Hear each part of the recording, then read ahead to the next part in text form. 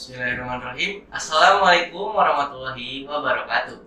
Waalaikumsalam. Selamat datang di podcast SMK Karya Bunda Bakti 1 Bekasi. Sebelumnya saya akan perkenalkan diri dulu. Saya Rifali Bintang Farisi dan rekan saya. Saya Teguh Harinto Fodi. Oke teman-teman, kali ini kita kedatangan tamu spesial nih, yaitu Al Habib Muhammad bin Abdullah Asegaf. Ahlan wa sahlan. Kali ini kita bakal bincang-bincang sedikit nih tentang peringatan Maulid Nabi yang sedang dilaksanakan barusan di SMK Karya Bunda Bakti 1 Bekasi. Jadi saya ingin mengetahui mengapa sih Maulid Nabi itu dilaksanakan setiap tahunnya? Bismillahirrahmanirrahim. Alhamdulillah wassalatu wassalamu ala Rasulillah Sayyidina Muhammad bin Abdillah wa ala alihi wa sahbihi wa man wala amma ba'd. Mengenai Maulid kenapa dilaksanakan setahun sekali gitu. Sebenarnya pada hakikatnya kita sebagai umat yang mengaku cinta dengan Rasulullah itu kita memperingatinya bukan setiap tahun. Seharusnya setiap detik kita, setiap menit kita, setiap waktu kita, semuanya kita harus mengingat Rasulullah. Kenapa kok setahun sekali? Karena itu adalah salah satu cara kita untuk mendekatkan diri kita kepada Rasulullah SAW. Dan lahirnya beliau ada di bulan Rabiul Awal. Tetapi sejatinya, seharusnya dan seyogianya kita tidak boleh lepas ingat dengan Rasulullah SAW. Bahkan dikatakan oleh sebagian ulama, wallahi, dia bersumpah, wallahi law ghaba anni Rasulullah sallallahu alaihi wasallam tarfata ain ma a'dadtu nafsi minal muslimin. Demi Allah, jikalau saya ini lupa atau hilang dari pikiran saya Rasulullah sedetik pun, maka aku tidak menganggap diriku sebagai muslim. Artinya apa? Dia tidak pernah lupa dengan Rasulullah SAW. Maka jangan pernah kita ini melupakan Rasulullah, karena dahulu Rasulullah nggak pernah melupakan kita. Bahkan hidupnya Rasulullah untuk umatnya. Rasulullah mengatakan apa? Hayati khairul lakum wa mati khairul lakum. Hidup dan matiku hanya untuk engkau umatku.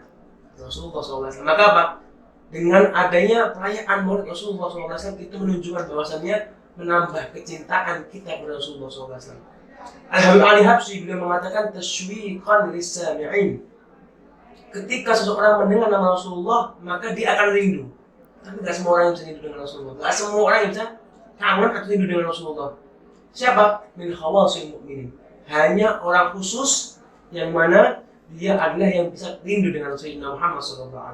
Maka mau setiap tahunnya, mau setiap kapanpun kita harus tetap mengingat Rasulullah SAW. Mungkin seperti itu, Allah a'lam. Seperti itu ya. Benar, seperti itu. Terima kasih Bib. Sama-sama. Saya juga masih penasaran nih. Saya pernah membaca suatu buku. Itu isinya tentang akhlak generasi pada zaman dulu. Nah, Nabi Muhammad itu pernah diutus oleh Allah pada zaman jahiliyah untuk membenahi akhlak generasi pada saat itu. Emang seberapa parah akhlak generasi pada zaman itu, Bib? Begini, Bismillahirrahmanirrahim. Yang namanya Rasulullah, seperti yang Rasulullah katakan, innama bu'ithu liutammima makarimal akhlak. Hanya saja aku diutus oleh Allah untuk menyempurnakan akhlak. Artinya di sini bukan terus mereka akhlaknya bidat. Memang mereka akhlaknya dulu sangat tidak baik, misalnya gitu, belum baik begitu. Tapi kalau misalnya manusia tidak didakwahkan dengan akhlak, maka dia akan berontak, akan selalu melawan terus. Makanya kita bisa ambil istilah dari batu. Batu ketika dia mendapat tetesan air, dia akan lubang. Padahal itu tetesan air sedikit. Coba kalau batu langsung diguyur dengan air banyak, tentu dia langsung lubang. Tapi karena dia dengan tetesan itu akan menjadi daripada lubang tersebut. Sama halnya hati manusia. Hati manusia sekeras apapun, mungkin dengan cara lembut, dengan akhlak, maka dia akan mendapat hidayah dari Allah Subhanahu wa Ta'ala. Kita lihat, dulu zaman jahiliyah nggak ada yang muslim, nggak ada yang mengaku cinta dengan Rasulullah. Artinya tidak ada yang beriman dengan Rasulullah dan Allah Subhanahu wa Ta'ala. Tapi karena akhlaknya Rasulullah, dengan adabnya Rasulullah, dengan budi pekerti Rasulullah yang luhur, itu akan merubah hati mereka daripada selalu bagi mereka menjadi orang yang selalu dekat kepada Allah Subhanahu wa Ta'ala. Kenapa? Akhlak Rasulullah. Dahulu memang mereka bercet nakal, tapi setelah dia perlahan-lahan Rasulullah dakwah dengan akhlaknya, dia luluh hatinya dan beriman kepada Allah dan Rasulullah SAW. Mungkin seperti itu, Allah alam. seperti itu. Iya. Jadi terakhir nih Bib, saya meminta pesan dan nasihat dari Habib untuk para siswa dan siswi SMK Karya Bunda Bakti 1 Bekasi agar terhindar dari pergaulan bebas.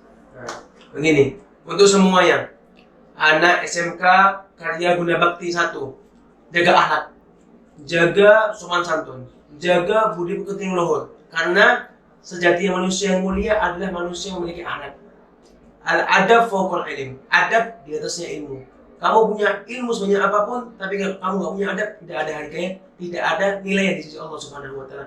Tapi kamu punya adab, kamu punya akhlak, walaupun ilmu kamu sedikit, maka itu adalah manusia yang berdiri di sisi Allah dan di sisi manusia. Semua manusia akan cinta kepadamu ketika kamu memiliki akhlak. Semua manusia akan membenci kamu ketika kamu jauh dari akhlak. Mungkin seperti itu. Allah akhlak. Mungkin saya sedikit mengambil kesimpulan gitu ya. Boleh. Dari kisah Rasulullah. Jadi kita sebagai generasi muda harus, sebelumnya saya mengutip dari kisah Al-Quran ini, ayat suci Al-Quran yang artinya apa-apa yang diperintahkan oleh Allah jalankanlah atau laksanakanlah, dan apa-apa yang dilarang oleh Rasulullah itu tinggalkanlah atau jauhilah. Mungkin untuk generasi muda atau khususnya siswa dan siswi SMK Karya Bunda Bakti 1 Kota Bekasi bisa mencontoh Rasulullah SAW. Semoga kita semua mendapatkan syafaatnya di yaumil akhir. Amin amin ya rabbal. Mungkin itu aja nih rasa penasaran kita pada Siap. hari ini, dan semoga pertemuan kita kali ini tidak memutus tali silaturahmi. Insya Allah. Kita bisa bertemu di lain waktu lagi. Insya Allah. Dan terima kasih saya ucapkan kepada Sama-sama. Anda yang telah bersedia hadir Sama-sama. di sini. Oke. Baik, sekian podcast dari kita bertiga. Kurang lebihnya mohon maaf. Wassalamualaikum warahmatullahi wabarakatuh.